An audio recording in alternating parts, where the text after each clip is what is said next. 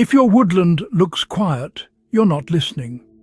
Trees are whispering warnings. Beneath the soil, a fungal web links roots. It shares nutrients and signals.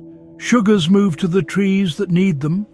Old mother trees feed struggling saplings at their roots. They help the next generation survive. When insects attack, a tree releases chemical alarm calls. Nearby trees prepare their defenses. Trees even send electrical pings when branches break. Internal alarms direct help to the hurt. But our actions can break these networks. Plant diverse native species, mulch to nourish fungi and hold moisture. Protect ancient forests, their wisdom is vital. Next time you walk in the woods, don't just look, listen. The forest has been talking for millennia.